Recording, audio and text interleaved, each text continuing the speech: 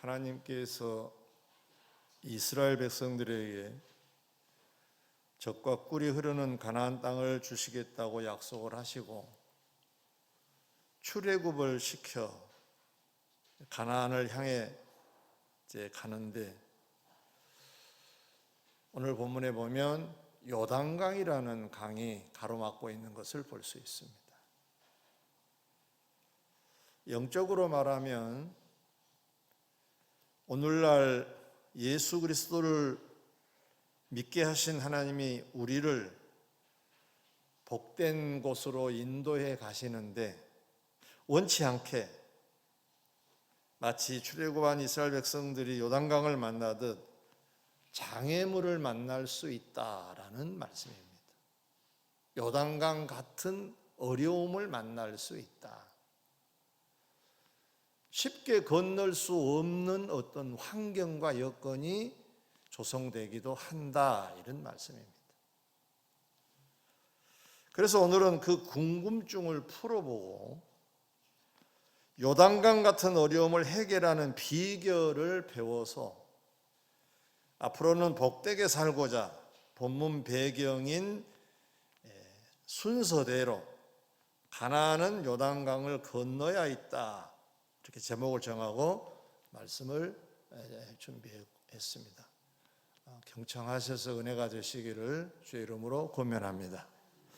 그러면 이제 하나씩 살펴보겠습니다. 첫째로, 하나님께서 출애굽한 이스라엘 백성들을 어디로 인도하셨는가를 좀 세밀하게 들여다보겠습니다. 작은 첫 번째입니다. 방금 말씀드린 대로 요단강이 있는 곳으로 인도를 하십니다. 요단강이 있는 곳으로. 지금 우리는 지도를 보고 있지 않지만 제 손짓을 통해서 여러분들이 지도를 상상해 보시기를 바랍니다. 애굽이 있고 그 다음에 광야가 있습니다.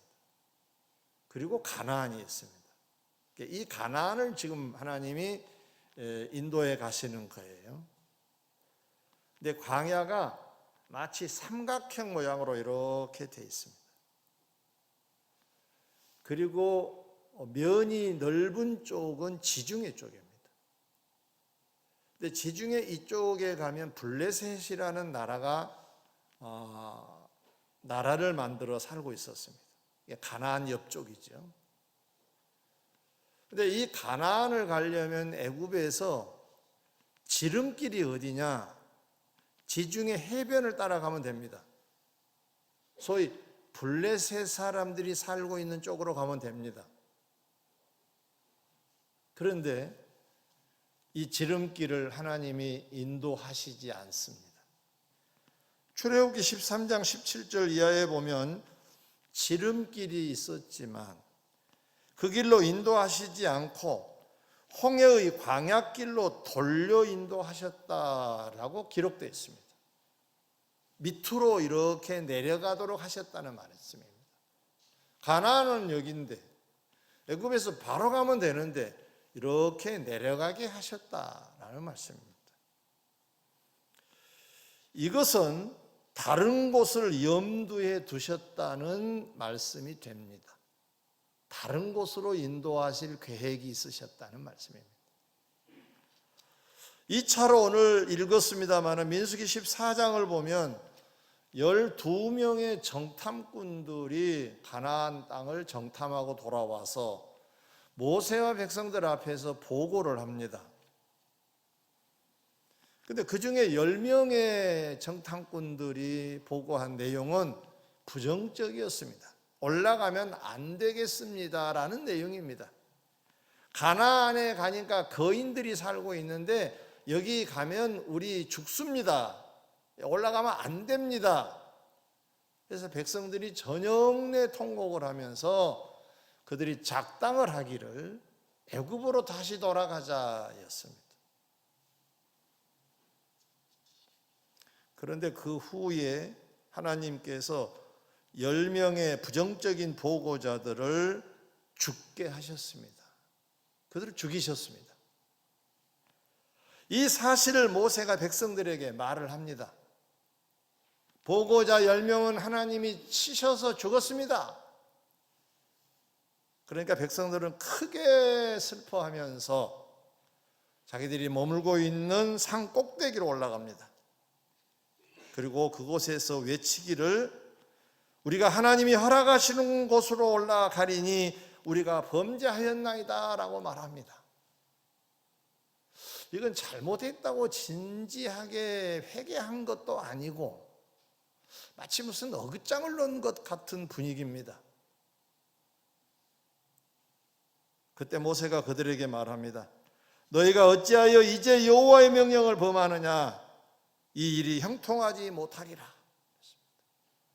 그 이유가 뭐냐면 하나님이 그동안에 인도를 하시는 방법이 불기둥, 구름기둥으로 그렇게 인도해 가셨는데 그 지금 하나님께서 역사하시지도 않는데 그들이 지금 산꼭대기에 올라가서 우리가 가나안에 들어가자라고 말하고 있는 장면입니다.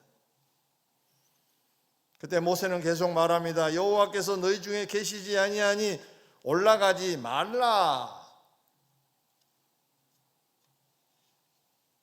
그래도 그들은 산꼭대기로 올라갔다라고 성경에 기록을 하고 있습니다. 그래도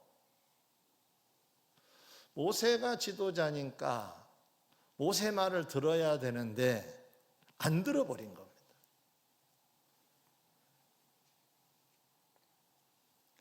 그 산 정상에는 아말렉 사람들과 산간지대에 거주하는 가나안인들이 살고 있었는데 그들이 그 산을 일명 아랏산이라고 말합니다. 이 아랏산의 근처에 살고 있는 사람들이 이스라엘 사람들이 이제 쳐들어 들어오니까 안 되겠다 싶어서 전쟁을 하게 됐습니다.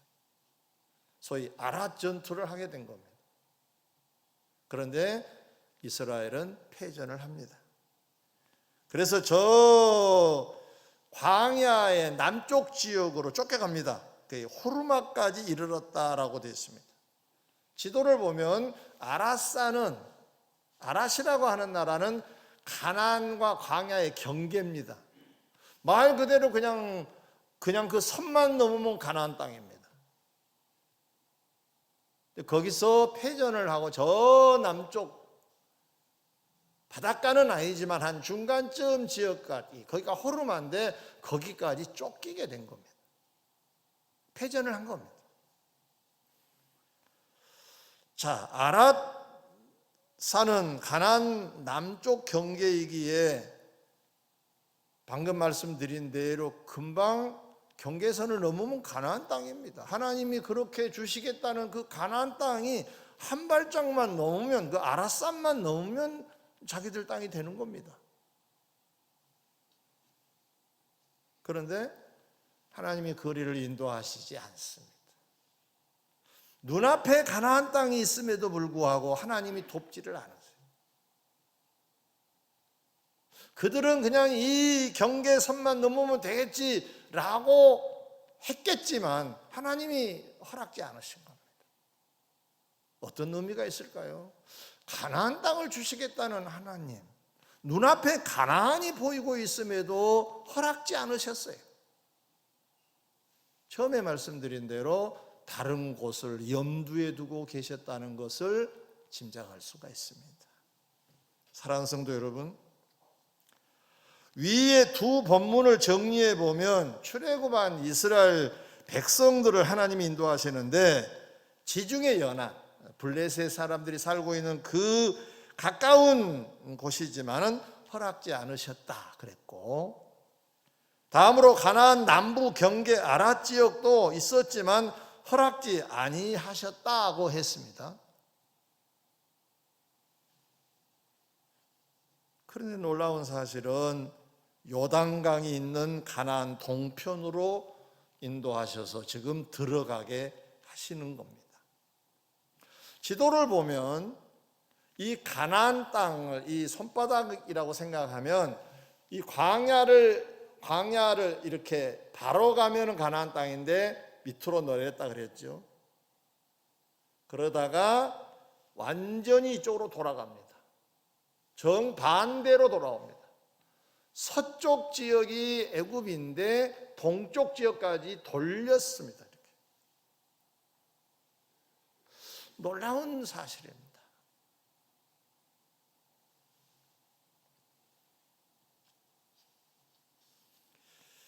뿐만 아니라 당시의 요단강은 몸에 꺼두는 시기라고 해서 우기철을 맞습니다.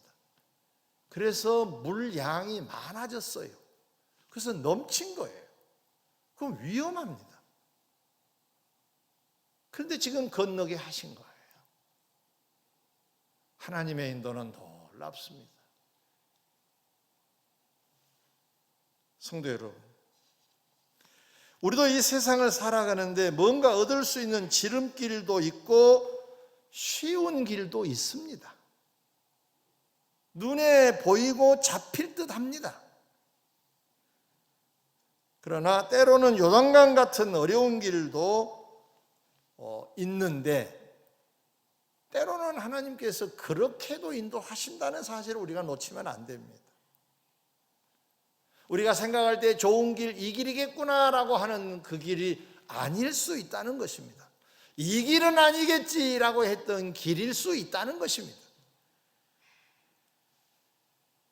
이때 기본적으로 갖춰야 될 게 끝났네? 이런 어떤 절망감, 포기, 그래서 나오는 불평과 원망, 이건 아닙니다. 하나님이 이걸 제일 싫어하십니다. 왜 싫어하시느냐? 하나님이 큰 맘 잡수시고 우리를 인도해 가시는데 우리가 중간에서 해석을 하는 겁니다. 이제 끝났네, 이건 안 되겠구나, 내가 뭘 그렇게 잘못했어요 등등으로 하나님 마음을 상하게 하는 이 경우가 흔합니다. 이것은 잘못된 것입니다. 하나님이 인도를 시작하셨으면 끝까지 인도를 하신다는 걸 믿어야 되는데 출애굽한 이스라엘 백성들은 그러지를 못했습니다. 우리가 기억해야 될 것은 지중해 연안으로 만약에 인도하신다면 하나님이 이렇게 가게 하시는 거구나, 그렇게 믿어야 되고, 아라산 경계를 넘으라고 하셨다면 그렇게 넘으면 이 길로 인도하시는구나 라고 믿었어야 했다 그랬죠. 근데 그 길이 아니라고 했으면 요단강 근처까지 왔다 그랬죠. 그러면 하나님이 요단강을 건너라고 하신 거구나 라고 믿어야 한다는 것입니다. 저와 여러분들에게도 원치 않게 이런저런 일이 생길 수 있잖아요. 요즘은 또 국가적으로도 어려운 일들이 놓여 있죠. 우리는 신앙의 눈으로 이 세상을 바라봐야 되는데 재수 없어서 여기까지 왔네, 이런 말은 우리가 하면 안 됩니다. 하나님의 인도하심을 믿으시면 아멘. 그러면 좋은 것만 인도하시겠느냐 그 말이에요. 요단강으로도 인도하세요.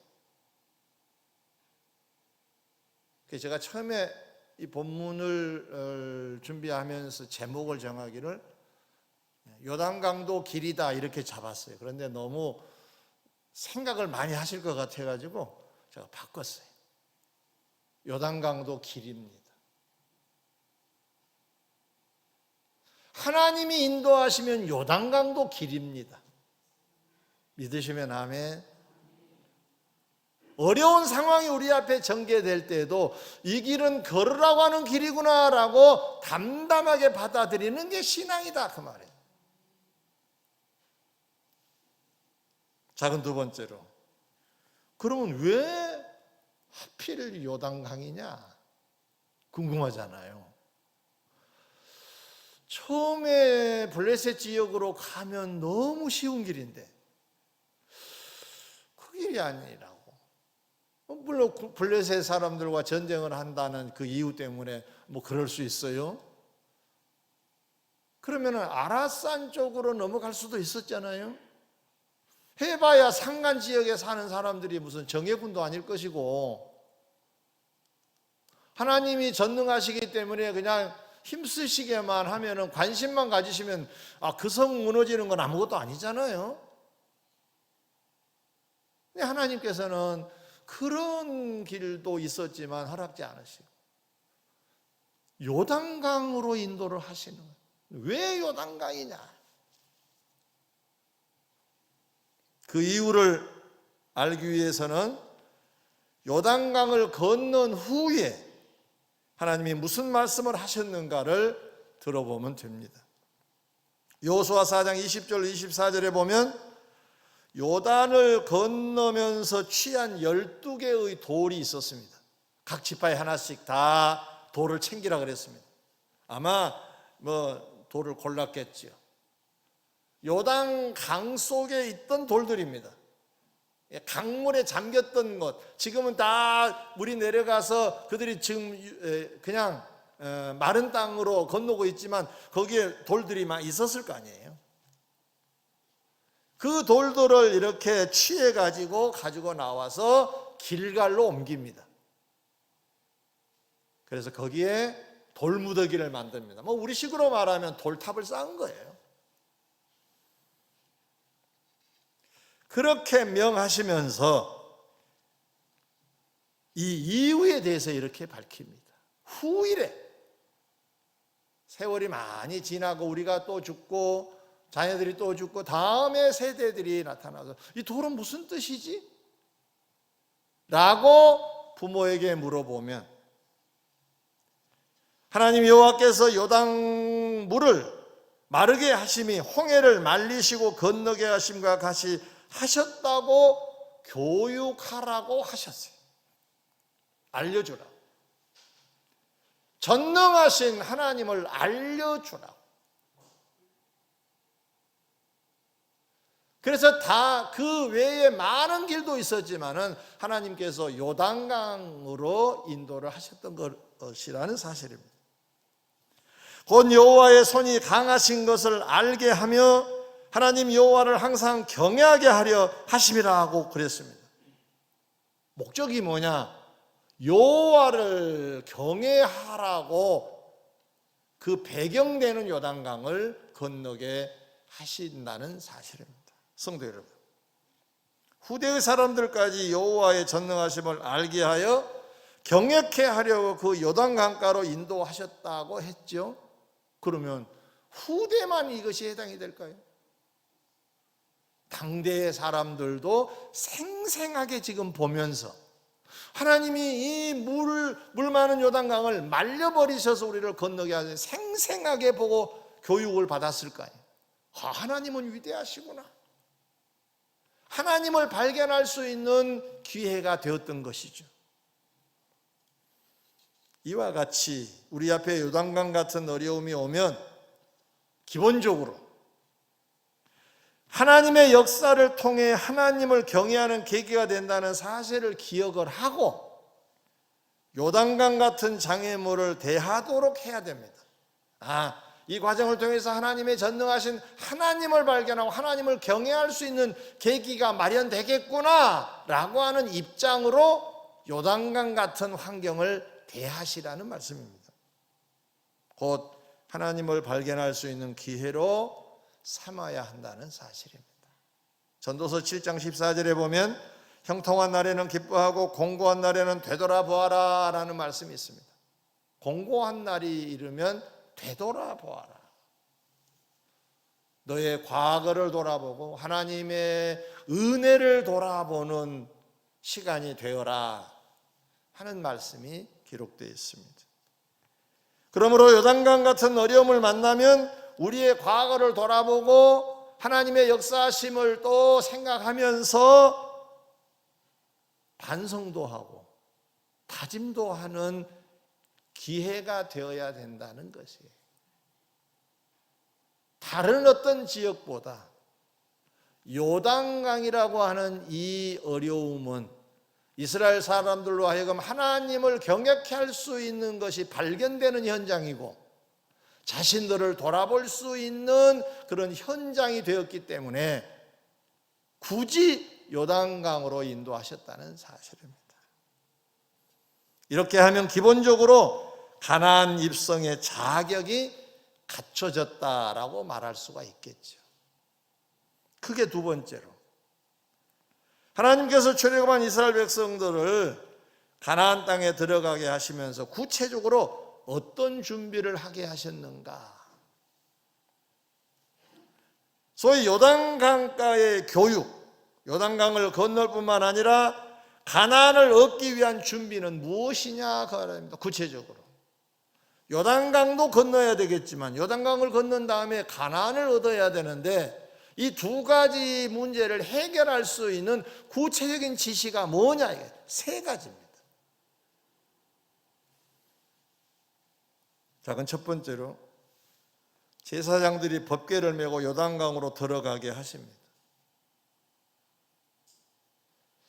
구구절절 내용이 많지만 딱 하나를 우리가 찝어서 말씀을 드린다면 법궤를 앞세운 이스라엘 백성들의 삶이 되라는 뜻입니다. 곧 성도는 요단강 같은 어려움을 만날 때, 때로는 하나님의 복을 받고자 할 때, 하나님의 백성들은 하나님 말씀을 앞세워서 접근을 해야 문제도 풀리고 예비하신 복을 받을 수 있다는 교훈입니다. 말씀을 앞세워야 한다는 거예요. 반대가 되는 상황을 설명하면 좀 더 뚜렷하게 드러날 거라고 생각이 되어져 소개합니다. 말씀을 앞세운다는 말씀은 무엇이냐? 자기 생각을 내려놓으라는 뜻입니다. 아랏 전투에서 일반 상식선에서 생각해 보니까 그냥 가나안에 들어가는 걸 하나님이 원하셨으니까 가자, 그 말이 틀리지 않아요. 그런데 모세는 뭐라고 말씀합니까? 하나님 말씀을 전합니까? 하나님이 함께 하시지 않는다. 지금 법궤가 여기 있다 하면서 그런 생각이 잘못됐다는 것을 지적합니다. 우리가 생각할 때에도 아랏산만 넘으면 가나안 땅이에요. 하나님의 전능하심이 이 군대와 함께, 이 이스라엘 백성들과 함께 하시는데 뭐가 두렵겠습니까? 그런데 그 길을 허락지 않으셨다 그랬죠. 그건 비밀입니다. 자기 주장, 자기 지식, 자기 경험을 앞세워서 세상을 살지 말라는 뜻입니다. 하나님의 뜻을 묻고 하나님의 도움을 구하는 자로 살라는 거예요. 그러면 요단강도 갈라지고 가나안을 얻게 될 거라는 거예요. 가나안 땅에 들어가면은 이 스타일로 살아야 된다라고 하는 메시지가 이 속에 들어있는 것입니다. 그래서 그들은 가나안에 진입한 후 상당 기간에는 전쟁을 나갈 때도 하나님께 먼저 제사를 드리고 때로는 하나님의 법궤를 앞세우기도 하고 그런 일들이 여기서부터 시작됐다고 볼 수가 있는 겁니다. 성도 여러분, 이 세상 살아갈 동안 세상 가치와 유행, 자기 주장 앞세우지 말고 주님의 뜻, 주님이 뭘 원하신가에 더 민감하게 우리가 반응을 하면서 살아가기를 바라신다는 것을 놓치지 말아야 합니다. 자, 그럼 두 번째로 여호수아는 백성들에게 각자 성결케 하기를 명령합니다. 하나님의 선물을 받고자 한 사람들은 받을만 하도록 깨끗해야 된다는 것입니다. 뿐만 아니라 요단강을 건너는데 필수품도 깨끗해야 된다는 겁니다. 문제를 풀려고만 하지 말고 문제를 딱 만나면 자신을 돌아보라 그랬지요. 돌아보면 허물과 죄가 보일 수 있어요. 그럼 그것을 성결케 해야 돼. 그러면 어느 순간 열린다 그 말이에요. 놀랍습니다. 이건 우리 상식선이 아니라 신앙적인 겁니다.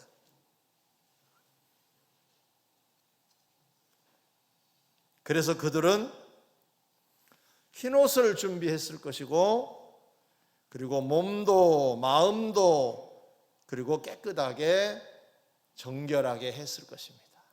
신앙으로 물론 준비도 했겠죠. 거룩하도록 기도도 했겠죠. 그렇게 해서 다음의 지시대로 그 법궤를 따르다 보니 문제가 풀어졌고 가나안 땅을 소유할 수 있었던 것입니다.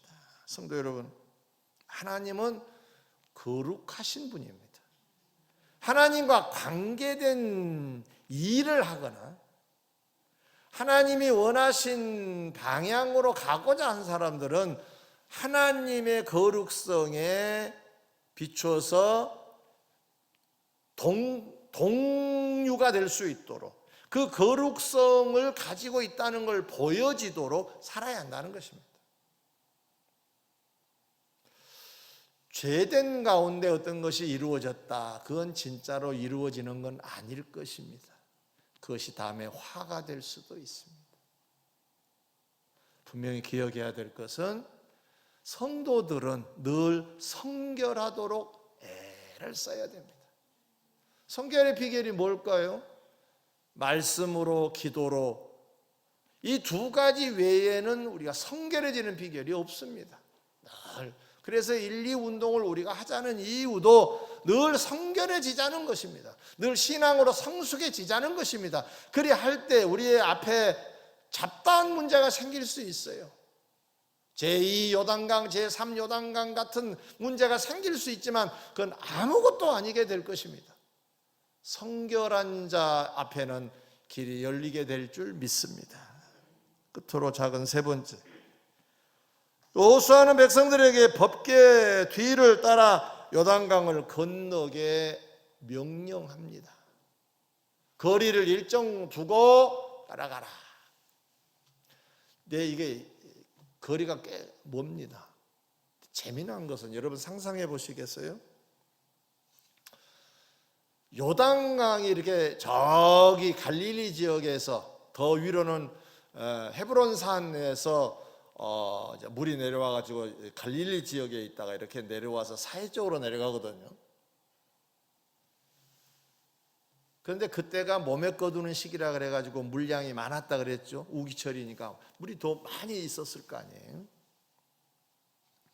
그런데 물이 쫙 이제 내려가는데 법궤를 맨 제사장들이 딱 들어가자 내려오던 물이 딱 멈춘 거예요. 마치 무슨 두부를 칼로 잘라놓은 것처럼 딱 멈춘 거예요. 물량이 많았으니까 그 높이도 꽤 됐겠죠. 그리고 여기 있는 물은 쫙 빠져버리는 거예요. 그러니까 백성들이 이제 건널 수가 있는 건 마른 땅입니다. 자, 그럼 이렇게 생각할 수도 있잖아요. 야, 법궤가 들어가니까 저렇게 됐구나. 근데 거리를 두라는 거예요. 거리를 가까이 하면 안 된다는 거예요. 그러면 저만큼 가버렸을 건데 그 이들이 가면서 이렇게 저렇게 보지 않았을까요? 이 물벽이 언제 허물어질 줄도 모르잖아요. 아슬아슬합니다. 마음 놓고 건널 수 있겠습니까? 여러분이라면 말입니다. 쉽지 않습니다. 이게 괜찮나? 만져보기도 하고 별별 생각 다 하게 될 겁니다. 그런데 놀라운 사실은 이들은 여호수아가 지시한 대로 일정 기간을 두고 가족과 함께 손을 잡고 그 강을 건너기 시작합니다. 나 혼자 몸이라면 몰라도 내 가족과 함께 간다, 아마 더 불안할 수도 있었을 겁니다. 그런데 아무튼 그 두려움을 다 물리치고 순종을 했다는 거잖아요. 성경에는 없지만 만약에 건너려고 하는 사람이 이거 아닐 거야, 이게 만약에 물이 쏟아지면 우리는 수장되고 끝날 건데 아닐 거야 한 사람이 있었다고 합시다. 그럼 못 건너가는 거죠.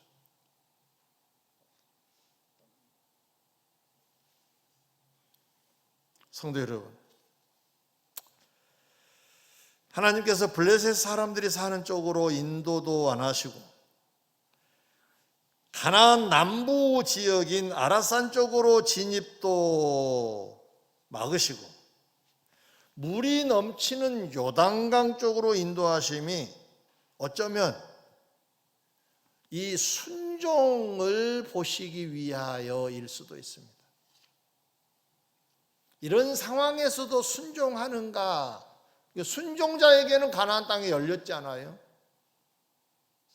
이걸 두고두고 보게 하심으로 어려운 상황이라도 말씀을 믿고 순종하는 자에게는 문제가 해결되고 가나안 같은 복이 주어질 것이다라고 하는 메시지가 이 속에 들어있는 거 아닐까요? 그 어떤 지역에서 교육보다 이 지역에서 교육이 하나님은 효과가 클 거라고 판단하셨을 것입니다.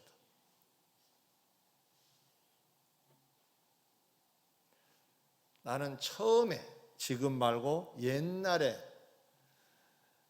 하나님께서 애굽에서 가나안의 백성들을 인도하셨다라고 그 말씀을 듣고 가장 지름길로 인도했을 것이라고 처음엔 믿었어요.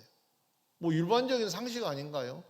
하나님이 당신의 백성들을 사랑하셔서 고생고생한 이스라엘 백성들을 이제 소중히 아끼셔서 가나안에 들어가서 복되게 살게 해주시려고 하신다고 한다면 가장 안전한 곳으로, 가장 빠른 길로 인도하시는 게 맞지 않나요? 근데 하나님께서는 그렇게 안 하셨다는 거예요. 끊임없이 교육을 통해서 그 신앙을 가지고 앞으로 살게 하시려고 고르고 고른 곳이 요단강입니다. 말씀을 맺겠습니다. 힘들고 어려운 과정이 있을 수 있습니다. 우리가 살면서 코로나19뿐만 아니라 그때 다른 생각을 가지면 안 됩니다. 불평, 원망은 이건 최악의 경우입니다. 하나님이 여기까지 인도하셨구나. 뜻이 계시겠지.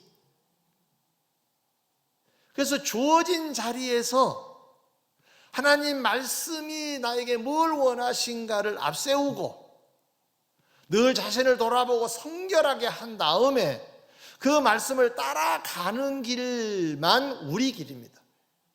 다른 것이 개입되면 안 됩니다. 짜증을 내거나 불만을 품거나 불평을 해버리거나 원망을 하거나 하나님을 욕되게 하거나 그것은 최악의 경우입니다. 그러면 더 돌아갑니다. 요단강도 길이라 그랬습니다. 의미 있게 받아들이시면 좋을 것 같아요. 따라 하십시다. 요단강도 길이다. 길처럼 보이지 않았어요. 근데 길이었어요. 정말로 주님이 예비하신 길이었습니다. 마찬가지로 하나님께서는 요단강 같은 길을 예비해 놓고 계십니다. 저는 코로나19 바이러스도 길이라고 봅니다. 뭔가 우리에게 선물을 큼직하게 주실 줄 믿습니다. 그 눈을 가지면 이건 아무것도 아닙니다. 짜증 낼 일도 아닙니다. 신앙으로 잘 바라보셔서 여러분 요단강도 건널 뿐만 아니라 가나안을 얻는 여러분이 되시기를 주의 이름으로 축원합니다.